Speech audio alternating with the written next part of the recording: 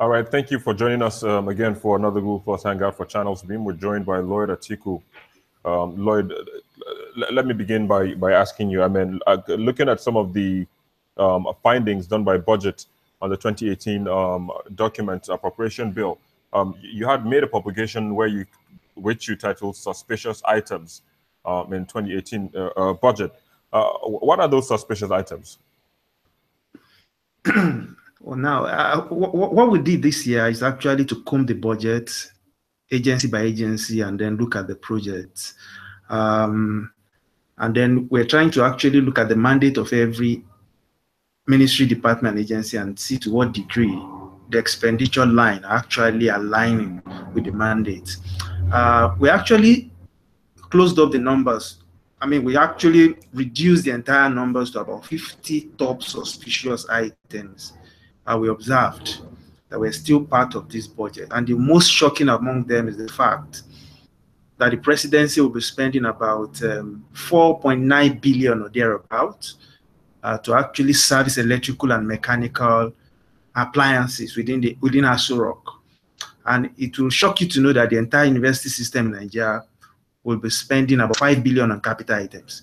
So when we put those two things together, we suspect that this is not actually in line with what is contained in the RGP, that's the Economic Recovery and Growth Plan of government, which intends to actually lift Nigeria out of poverty and create jobs. Now, beyond that, also we also discover that the NSI, I mean, an agency under the president will be spending about 1 billion cleaning and fumigating. I mean, for fumigating the environment. We feel that is ridiculous and that's suspicious. We need more explanation. So, well, to actually look at the entire documents together, went through the entire list. We actually closed it down to about 50 top items, which we actually curate into infographics and then publication. The publication side is going to the National Assembly so they could actually make some decisions on what we presume are actually suspicious and then share with also citizens on social media, Facebook, Twitter, and then Instagram. So that's exactly what we did. All right. I mean, talking about the National Assembly now, making that and taking it to the National Assembly, you just heard the comments by the Senate not too long ago where they kind of condemned, the document in its entirety. That sounds like it is in consonance with what budget has done. What do you make about those comments, first and foremost? I think it's valid when we look at it. Typically, if you look at the academia, the academia itself, they always look at budget from three perspectives. They call it criminalism. Very, very, very terrible use of word anyway. The second part is what they call friction. If we look at it everywhere in the world, there's always friction between the legislators and the executive in terms of who should plan. We have to understand that the budget itself is the centerpiece of governance. Anything that happens outside of the budget is actually more of a big word, which is actually illegal. Typically, if the police is going to buy new bullets, if they are going to run the operation, it must be in line and it must be contained in the Appropriation Act of the Federation. So in designing this Appropriation Act itself, people had always contend who should design the Appropriation Act. Should it be the executive? Should it be the legislators? Given the fact that the legislators should be closer to the people.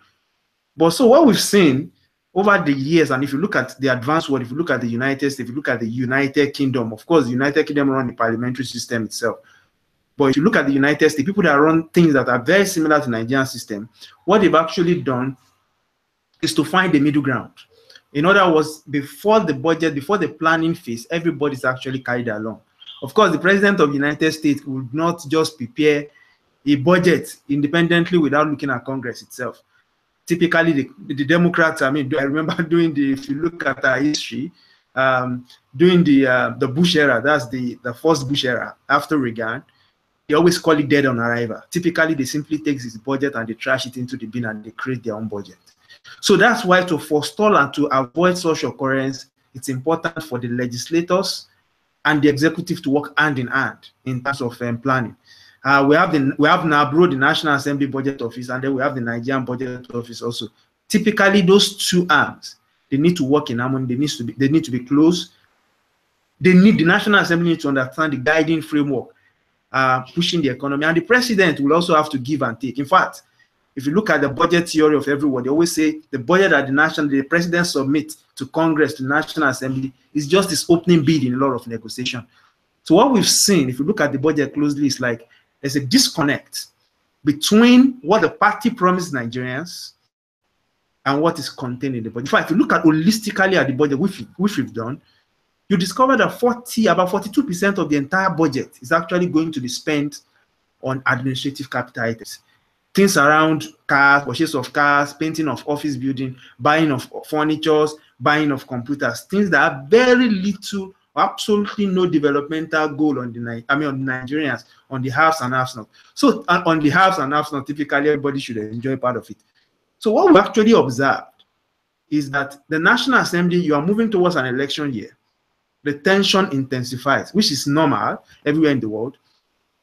So you begin to see issues where the National Assembly begin to pick serious issues because it could actually even damage the political, I don't know how to put it now. We all know that there's a political consideration around the budgeting system itself.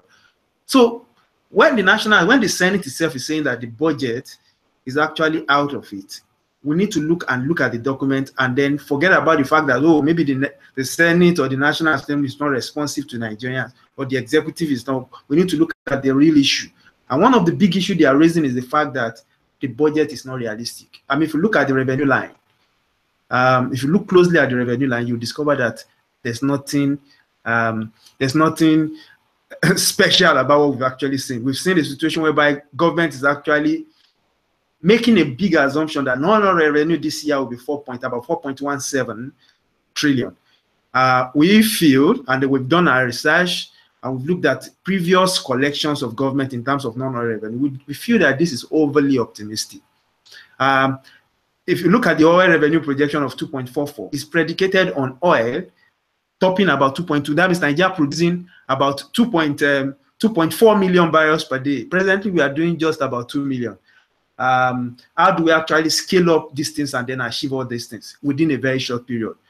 So given the fact you put those two things among other factors on the ground, you discover that the entire revenue projections of government itself, anchoring this year's budget, which comes down to about 6.16 trillion, is really, really bogus. Meaning that if you look at the future, typically if you are making a budget of 8 trillion and in reality you can only make 3.5 trillion, typically there will be issues. Effectively meaning that the budget will not be implemented.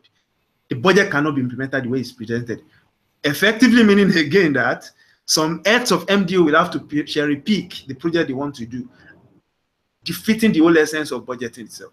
Meaning that the National Assembly will just be, how will I put it, just will be what people will call a lame duck. I think that's why you see some people in the National Assembly actually raising their voice against the entire proposal itself.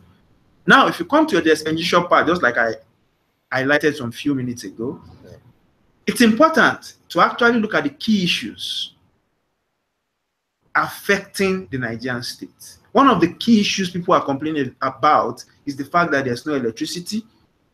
The road system is actually collapsing. We keep saying this. The lifetime of a road built with asphalt is just 15 years. So if you are taking a 30-year loan and you are using to build the road, effectively what you're saying in essence is that half road is going to collapse. You have to pick up another debt to actually begin to reconstruct, or except you actually do some miniature maintenance, and which is, people will say, government has shown over the last 60 years that we can't maintain anything. So if we look at the expenditure line itself, there's a big issues with infrastructure, there are big issues with education, the health system is collapsing, Nigerians are getting, of course, we are aging, people are aging, and we're lucky if you look at the population of Nigeria in 1960, and you try to look at the people. So the population of Nigeria in 1960 is actually very small compared to the population of people working today. And what I'm saying is that it's like a pyramid. People that are retiring are actually very small, and then you have a lot of people working. So government could actually tax those people to actually ensure that. But now we are moving, the pyramid is getting more stiff under the bottom, meaning that a lot of people are going to retire in the next 30 years. How are we planning to improve health. As you age, your health system actually begins to collapse. So a lot of issues like that are hanging in the budget. So if we look at the expenditure line of the budget, what is government doing to improve access to education? Access to higher, of course, access to tertiary education. 1.7 million people sat for JAMB this year. Next year is going to top most likely 2 million. How many people, how much are you investing in the university to expand access? Effectively, if you look at the budget for this year, 5 billion naira is going into their budget. And you see an agency of government, you see government actually spending about 2 billion just to begin to understand what people are doing on social media. There's a big disconnect between the two. The problem on one side and then the solution government is providing. So if the National Assembly is complaining, just like we are also complaining, they're actually valid in all costs. All right, so the budget has been termed the budget of consolidation. So, I mean, by all means and purposes, that will be for that of 2016, which was prepared, you know, by this government, and 2017. 2015 was prepared by the previous government. Do you see it consolidating on, or would you say that there have been gains from 2016 and 2017 that will be consolidated in 2018? I mean, shocking. Well, that's actually a very powerful question. If you look at the numbers, typically, why do we have government? It's a little bit complicated. People will say we have government because of three broad things: the pursuit of happiness, to ensure people remain happy. The question is that we have actually done surveys to actually test people on the street to see how many people are happy. The reality is that the economy is biting hard. Today, in fact, interestingly, the Nigerian Bureau of Statistics released the statistics some few minutes ago.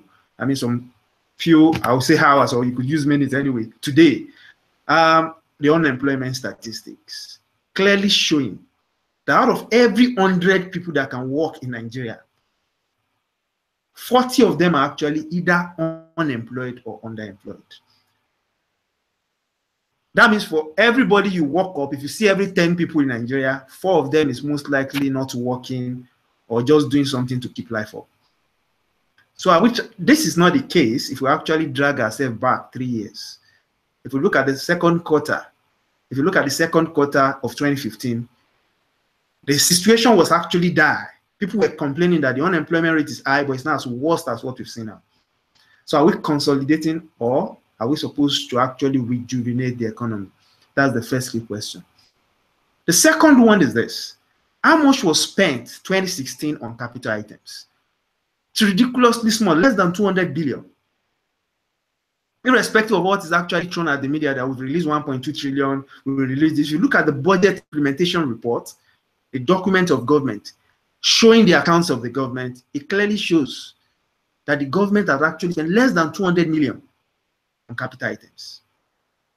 2017, information we are picking from the street, in fact, the first 2 quarters, January, February, March, April, May, June, nothing was spent on capital expenditure at all.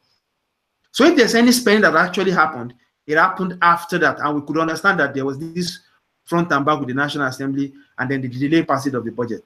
But notwithstanding, have we actually walked on the street and then you see massive construction going on?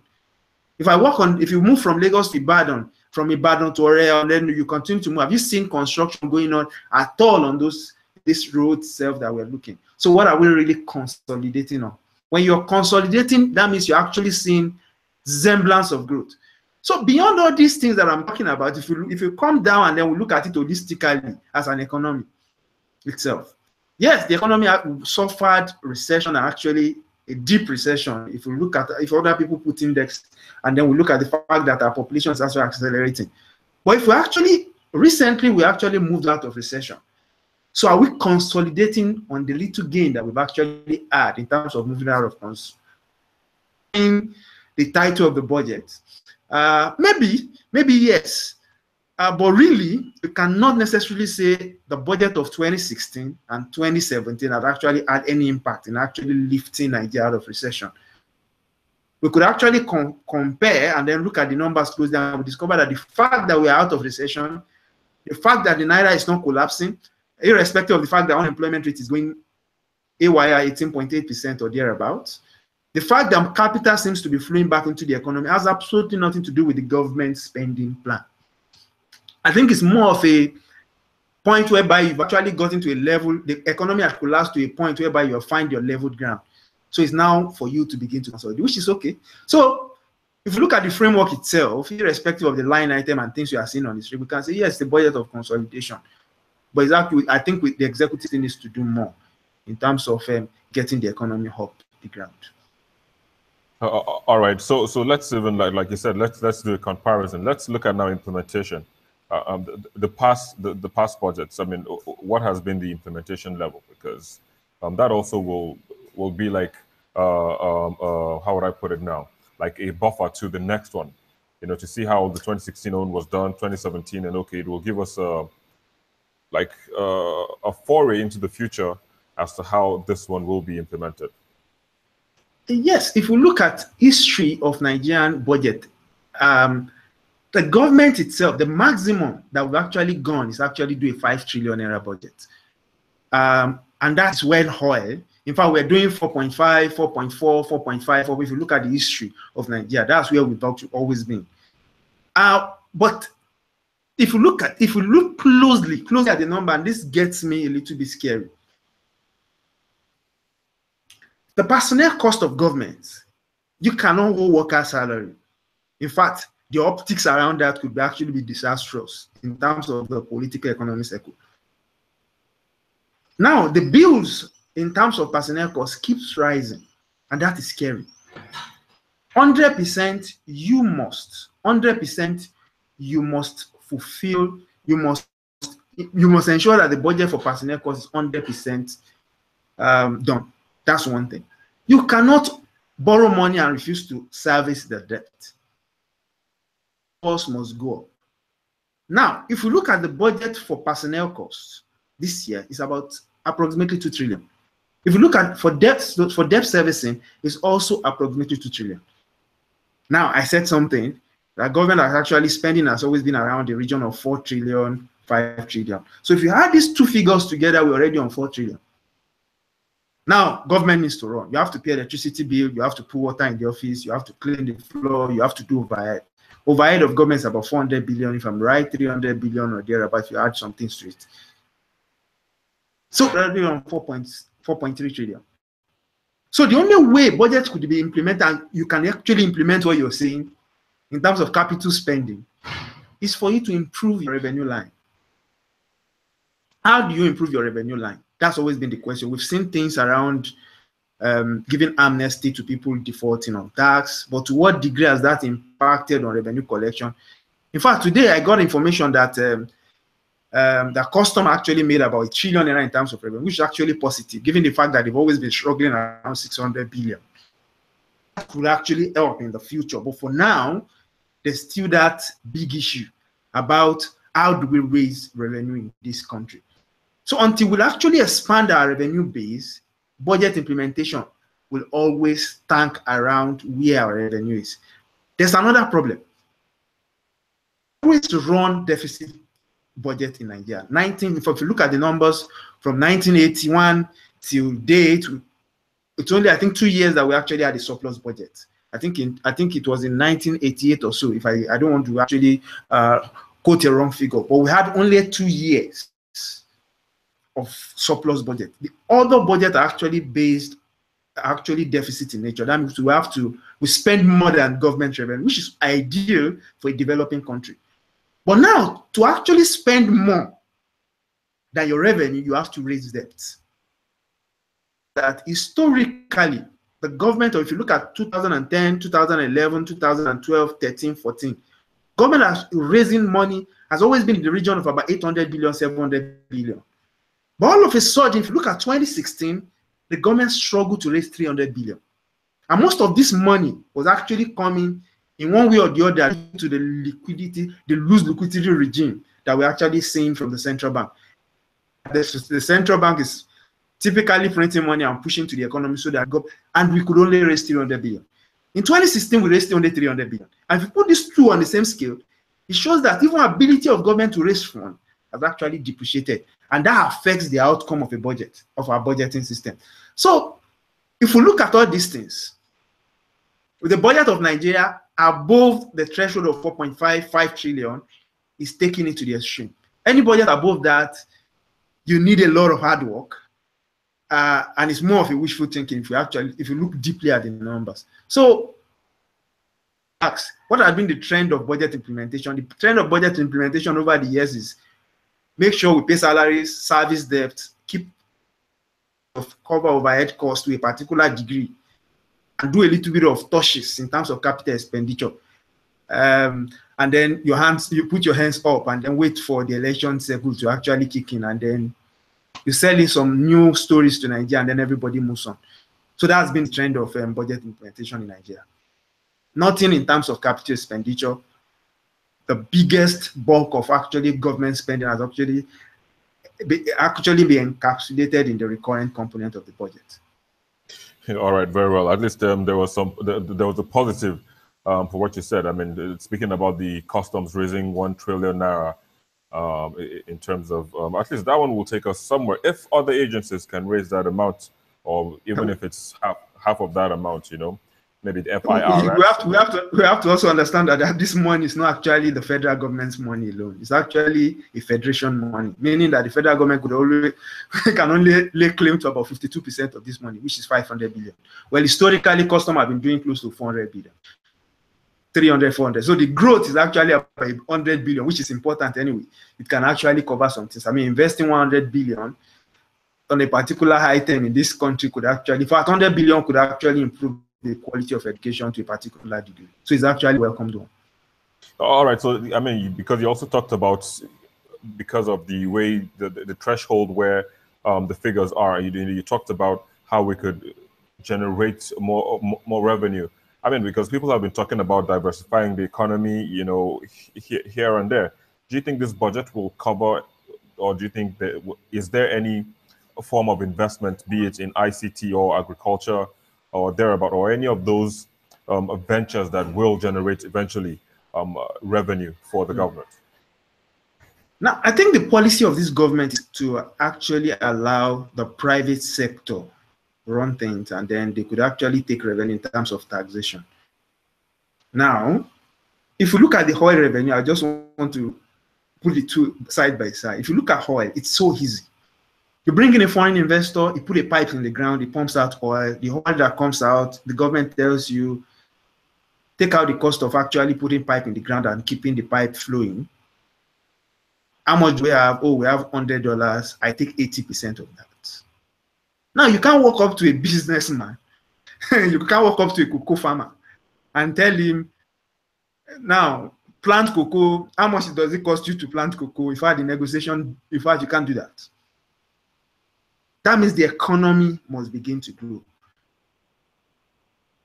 Now, you can't, I will say this, you cannot build a country on the philosophy of every resource.